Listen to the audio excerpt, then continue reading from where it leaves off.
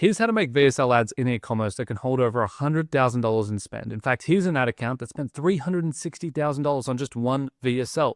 I'll be showing you who should be doing VSLs, who shouldn't, the 7-part framework as to how you can script out a VSL. I'll show you 2 real examples of VSLs that have spent at least $50,000 to $100,000 in total lifetime spend, so that by the end of this video, you should know exactly how you can go and build VSLs yourself that will increase performance. Okay, cool. So starting off here, this is a real ad account. These are all different VSLs, and you can see that they've generated millions of dollars in revenue aggregated together. This is a CPG supplements brand that has incredible retention. So this is purely new customer acquisition, and then obviously the business is compounded after getting all these new customers in. You might look at ROAS and see a 2.5 to a 3 and think, oh, that's not very good. But once again, we make pretty much all of the money on second, third purchase because they have like 150% profit lift after the first year of acquiring a customer. So this is incredibly profitable for this business. What you'll also notice is that frequency here is very low. Now, frequency, particularly these days post-Andromeda, is a great indication of how cold the ad is, how well it's moving into new audiences. Now, this being the Australian market, holding this much spend in Australia on this low of a frequency is insane. In the US, okay, you could probably do more at a lower frequency, but it's because the population is 50x the Australian market. So this just goes to show how well VSL ads can perform if they are done right. Now, who are they for? Who should be making VSL ads? They're for more complicated products. So if you have a complicated product that's hard to explain, a VSL does a great job at explaining it. They're for low trust categories. People don't trust you. If you're in a scammy industry, VSLs end up working very well because it allows you to build rapport throughout the ad and do a lot of education. New categories. If you have a product that doesn't exist in the market right now, let's say it's a supplement like this one is, and it's a new ingredient like this one is, that no one has heard of before. Well, we need to do a lot of top of funnel education there. We can't just start pushing a product that no one knows about. VSLs are incredible. When you need education before purchase, and then when conversion rate ends up being capped on top of funnel because customers don't understand the product. You've got 2 options here. If you need a lot of education to get someone to convert, you either need to educate in the ad or you need to educate in the landing page. If you're not doing the landing page, it needs to be the ad, and VSLs are the best option. Now, even better when you pair the 2, and that's what they've done here. This is generally what we recommend in VSL style ads, is you don't just drive to a product page, you drive to a custom landing page for whatever the message and angle was in that VSL. So all of these VSLs here drive to different landing pages. Cool. What a VSL is in e-commerce. If you're at this stage and you're like, I don't even know what a VSL is. A video sales letter is generally used in lead generation for agencies, for info products, where you land on a landing page, you get a 3 to 60 minute long video that walks you through and explains exactly why you should purchase or book a call, etc. Now, this same concept is then applied into ads within e-commerce. Now, it's not a long video just for the sake of it being a long video. That's not the idea here. A VSL isn't just a 5-minute ad. Okay, in fact, good VSLs can be as long as 90 seconds. It's a sales argument in video format that removes any doubt in a very specific order. Here's the 7-part framework. You don't always have to script VSLs like this, but this is a good starting point. You have your hook. You then move into the problem, which is framed in the customer's words. You then move into the mechanism. So why exactly does your solution work? A mechanism in supplements is the actual ingredient. So why does the ingredient work? We then move into objection handling. And so we teach them about the ingredient, and then we teach them about all this other stuff that they might have tried in the past as well, but didn't work for them and why. We then move into proof around the product, or maybe still just the mechanism. And then we move into risk reversals and then a simple call to action. This can be a 2-minute video. This can be a 20-minute video. Now, do I recommend going that long on a Facebook ad? Probably not, although people have had major success running 20-minute Facebook ads. So it's not to say you can't do them, but when you're generally less skilled at writing VSL-styled ads, you probably don't want to go and start with a 60-minute video. You probably want to start small, learn on the go, because as you increase length, duration, you increase cost of production. Cool. One quick note here is that you can use reviews, support tickets, post-purchase surveys, call recordings on why people almost didn't buy your product, and then you can map that into your objection handling. So this segment right here on objection handling, that's how I would be tackling that component of the script. Now, what should you actually be testing? The hook. The hook's going to be the biggest component here because 80% of people won't watch past the hook. And so You want to be testing 3, 4, 5, 6 different hooks once you've actually made the meat of the ad and the call to action. Modular edits. This is a really good advantage that you have in VSLs because they're so long, is that you can actually move these sections around and you can test having actually the mechanism before the problem or the objection handling a little bit earlier in the ad. And so you can do that. We've actually seen good success moving stuff around.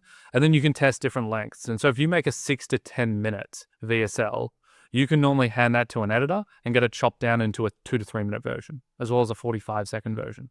And so you can play around with lengths as well. I don't think lengths have a massive impact on the actual performance. I think it's more down to the actual scripting of the ad, but still different lengths is a good ability to give you more variation. Now, let me show you 2 VSLs. Obviously, you can go and look at these yourself. In fact, I'll give you the URL. So if you really want, you can go and search that exact URL into Instagram, and you can search that exact URL in as well. So you can get these ads. But this is textbook incredible VSL. So you can see right here, 25,000 likes. This was launched roughly 2 months ago.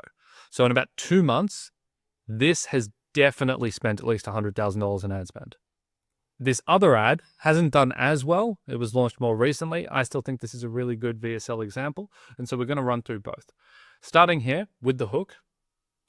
Tooth decay at its source. If you use xylitol and hydroxyapatite, you'll repair and strengthen your teeth and gums. If you use xylitol, hydroxyapatite, and mastic, your teeth and gums will become stronger, shinier, and healthier than ever. And if you So the hook's pretty good. The hook is good because it's got an engaging animation that's pulling you in, number one, and then it's going into an ingredient. use xylitol, You'll stop tooth decay at its source, and then you get a nice animation of obviously fixing up your teeth. So right away, it's fairly engaging. It's going to be relevant to anyone that's interested in dental health, and so it's pulling in the right audience. It's educational based, cool.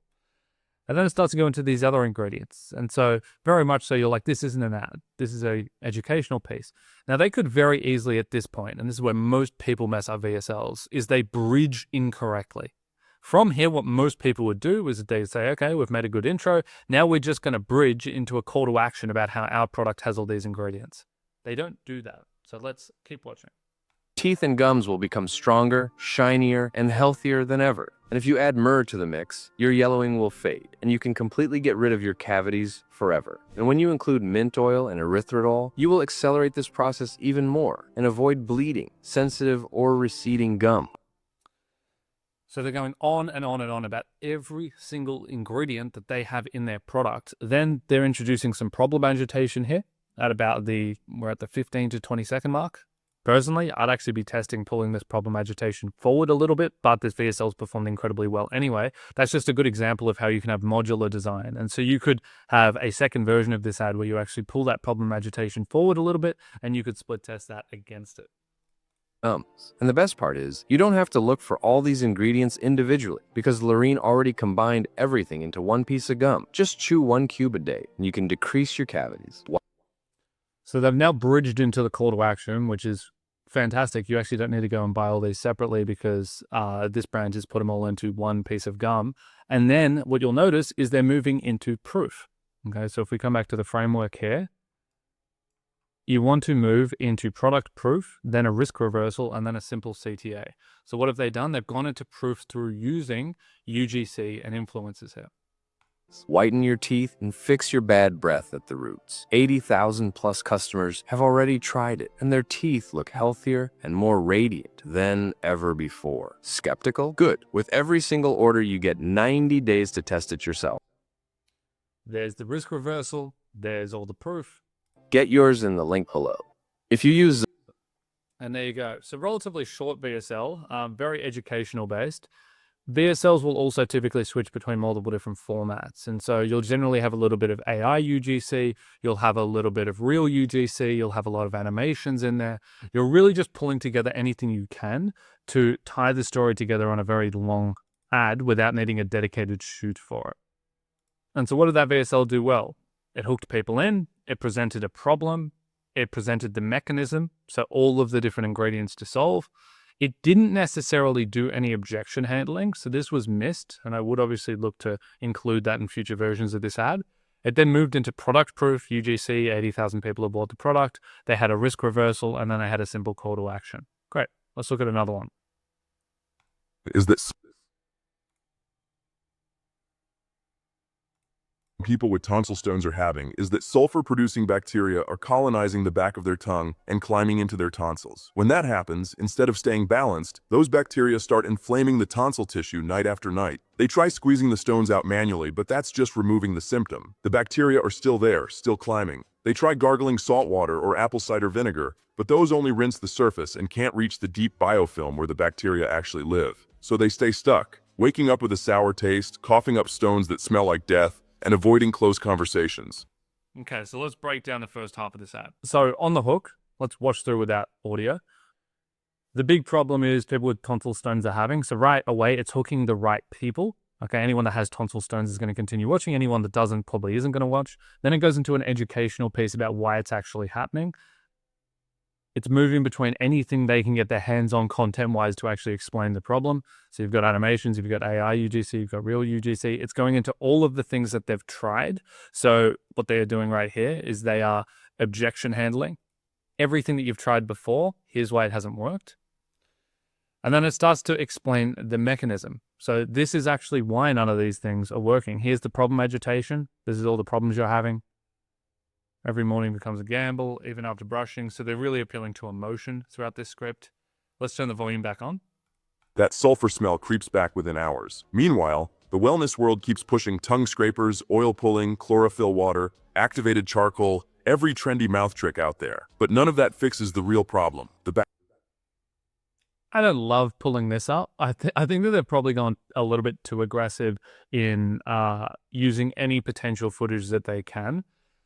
I'd be keeping it a little bit more consistent in terms of branding, have like a little bit more UGC, a little bit less animations, or go all in on animations. You generally want one or the other. There's a lot of variety in actual content that's appearing, which, I don't know, it comes across a little bit scammy to me, but it's obviously performing decently. The bacterial imbalance inflaming your tonsils. When sulfur-producing bacteria dominate the back of your tongue, they don't just sit there. They migrate into the tonsil crypts, irritate the tissue, cause inflammation, and stretch those pockets open. Once the pockets get bigger, everything sticks. Food debris, dead cells, mucus, and more bacteria. That debris gets trapped, breaks down, and forms the stones you keep coughing. This is a really excellent use of AI video. Everything that you pretty much just watched over the last 6 to 7 seconds, all of it would have been AI video. It would have been taking an image that they found somewhere on Google Images about tonsil stone, some kind of static, and then they put it into an AI model and they say animate it or make it move, and then they use that for all of the motion graphics that are appearing. Very easy way to get a bunch of B-roll on relatively complex topics that they're talking about, as to how tonsil stones actually are created. Coughing up. The solution isn't scraping harder or gargling more. It's rebalancing the bacteria and calming the inflammation. That's exactly what these 4 ingredients are designed to do. So now they go and they move into the mechanism. And so what you'll actually notice is the order here is a little bit different. They hooked, they then actually went into the problem, they then went into objection handling, and now they're finally moving into the mechanism. So the order doesn't have to be static here. There's a lot of different ways that you can script VSLs. Lactobacillus salivarius restores the protective bacterial shield on your tongue, crowding out the sulfur-producing bacteria that climb into your tonsils and cause that rotten smell. Lactoferrin targets harmful bacteria in the tonsil crypts while supporting tissue healing, so the inflammation finally calms and those swollen pockets can shrink back down. Lactoperoxidase, lysozyme, and glucose oxidase work together to destroy sulfur compounds at the source, eliminating that disgusting taste and reactivating your mouth's natural defense system. And dextrinase, amylase, and amyloglucosidase break down the sticky biofilm where bacteria hide and multiply, clearing out the deep pockets so debris stops getting trapped in the first place. So you notice there's been like 30 seconds of education on just these ingredients. Now, I would be testing another version of this ad where we're moving through this a lot faster, because there are a lot of people that just won't hold for this long and just genuinely don't care about the education around all of these ingredients that much. But we are doing so much education up front about how this product actually works through this VSL that once they land on the landing page, they're sold. Okay, if someone's making it through this ad, they're sold on the product. They clearly have the problem. They clearly want to know everything about the different solutions. They're probably going and writing down all of the different ingredients. And then right as they're writing them all down, we can come in and present the solution. These ingredients can be taken separately, but the right strains and doses matter. That's why many people turn to OraCare, a complete formula that combines Lactobacillus salivarius, lactoferrin, triple enzyme defense, and biofilm-disrupting enzymes in clinically backed doses that actually work. No harsh chemicals, no alcohol, no burning. Just one dose a day and your mouth can finally rebalance the way it's supposed to. The sulfur taste fades, the throat irritation calms, the stones stop forming. Most dentists say just brush better, but for people like Sarah, that's not enough, because this isn't For people like Sarah, that's not enough. So we're moving into product proof here. a hygiene problem, it's a bacterial balance problem. Once the bacteria rebalance and the inflammation calms, everything changes. The big problem So what's interesting about this VSL? They don't do a risk reversal, and they don't do a CTA. Really interesting. Now, would I recommend they go and add this in? Yes, I would. I think that you need a CTA. I also think that you need a risk reversal. Probably one of the reasons why this ad only got 400 likes, obviously hasn't done incredibly well, and this ad got 25,000, is that this ad, a little bit shorter, a little bit punchier, has a call to action. I'd say the scripting is better overall than this one. Now, why would you not put a simple CTA on the end? This seems like a really beginner error. Like, how could they make such a long ad and then not tell people to buy? The reason being is that they might be running an Amazon funnel. This is actually really common in the US at the moment, which is that you run ads or organic content on TikTok, and then you're pushing people through over to Amazon because Amazon has a much higher conversion rate than an actual website landing page. So that could be what they're trying to go for. They're actually trying to push people off platform to search for the product. And they're running this as a bunch of organic posts getting flooded across TikTok. That's number one. Option number two is they're seeing this as a very, very top of funnel ad. To where they're really just focused on education and they don't even want to make a hard ask. And then they're following up with these people through either just the natural retargeting that occurs within Post Andrometer and the account, so people are just going to see other ads, or they have a dedicated campaign set up that's retargeting anyone that makes it past 25% video views on this asset, and then they're retargeting them with the hard close. Now, do I think that you necessarily have to split the CTA out from the top of funnel asset in a VSL? Not really. Now, obviously, it's probably working for some people, but if this is the first VSL that you're running, I wouldn't complicate the actual retargeting structure, and I would just go and include the CTA. Now, what are some common mistakes that people make when they're building out VSLs? Number one, they make the hook a brand story. Now, a brand story can work. These hooks actually can work, but in VSL format, you really want to be hooking people through and giving them a reason to watch, and a VSL is not a brand story ad. They're generally separate. Now, you can combine them. You can have the VSL include the brand story as a part of weaving in social proofing and objection handling, because the founder might have tried all of these different things and it didn't work. But you generally want to try to hook people with something relevant to the problem that they're having. Number two is there's too much what it is and not enough why it matters. Okay, you'll notice in both the VSLs that I showed you, they'll show what it is. So there's this chemical, and then they'll explain exactly why it matters, because it does X, Y, and Z in your mouth, which causes Z. And then it moves on to the next ingredient. There's no mechanism. They just have claims. And so it'd be very common for someone to just say, hey, here's our product and it does X, Y, and Z. And Sarah says that it also works. And it's like, okay, but like, why does it work? And that's ultimately what's so good about VSLs, is there's just tons of room to be able to explain the why. Like, why does this thing work? Why is it the best? We can go into explaining all of that without actually having to point people to the fact that they're being sold a product. Proof is weak or buried, so just lack of proofing in VSLs. This is a really common and easy way to fix an underperforming VSL. The offer is vague or the CTA doesn't exist. Okay, I recommend you have a CTA, and I'd recommend that the offer is very clear and convincing. And then pacing is slow or the text is unreadable. These are really like editor issues, but you need to be able to spot them. If you go and brief to your editor a VSL and the pacing is really slow and the text isn't easy to read, well, that's probably a reason why the VSL isn't performing, especially because VSLs do perform better with older age demographics. And so you do want to make sure that the text is actually large. And that is the fundamentals of how to create a VSL ad in e-commerce that can hold $100,000 plus in spend. Now, just make sure that your landing page is also good and contextually relevant to whatever VSL you're running. The VSL won't work if you're just dropping to a product page that has no continuity to what was actually being sold, to what was actually being communicated throughout the front end ad.